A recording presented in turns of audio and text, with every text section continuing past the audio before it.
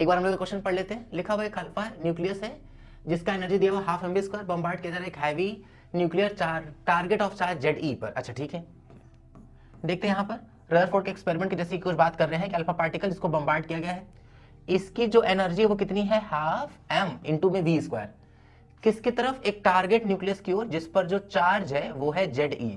बिल्कुल सही बात है भाई, प्रोटॉन पे जो चार्ज होता है वो होता है E। न्यूक्लियस के अंदर प्रोटॉन और न्यूट्रॉन दोनों पाया जाता है, लेकिन चार्ज तो केवल प्रोटॉन पर ही है, और प्रोटॉन पर कितना चार्ज है, E। न्यूक्लियस के अंदर Z प्रोटॉन, तो टोटल चार्ज होगा वो ZE हो जाएगा पॉजिटिव में, और अल्फा पे ऑलरेडी प्लस में 2E चार्ज है। Then the distance of closure for the alpha particle will be proportional to. अब देखना है हम लोग को किसके प्रोपोर्शनल आ रहा है, तो शुरुआत कर रहे हैं।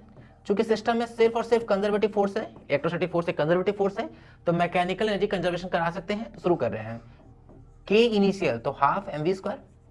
ऐसे क्वेश्चन हम लोग ये मान के चलेंगे कि जो न्यूक्लियस है वो अल्फा से बहुत दूर है, और अगर बहुत दूर होगा तो शुरुआत में डिस्टेंस इन्फिनिटी।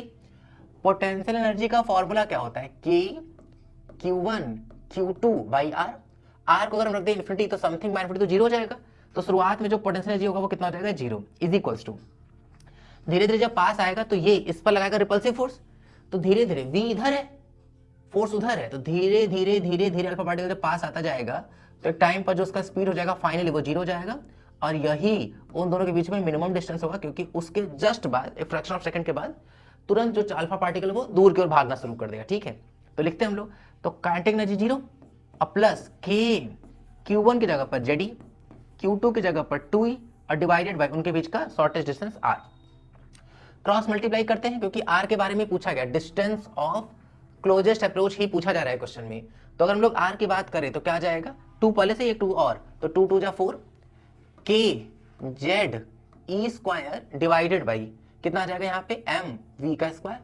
तो ये रहा फॉर्मूला। अब हम लोग देखते हैं कि किस हिसाब से चल रहा है ये, और बहुत अच्छा क्वेश्चन है ये।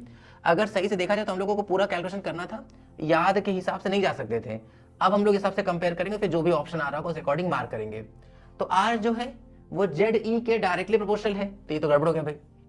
v स्क्वायर के डायरेक्टली प्रोपोर्शनल नहीं है, इनवर्सली प्रोपोर्शनल, तो ये भी गड़बड़ हो गया।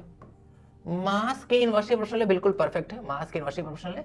और ये बोल रहा है कि v के पावर 4 के इनवर्सली प्रोपोर्शनल गलत है, v के स्क्वायर के इनवर्सली प्रोपोर्शनल है, इसलिए कौन सा ऑप्शन मैच कर रहा है इसका ऑप्शन नंबर 30 को। Clear, thank you.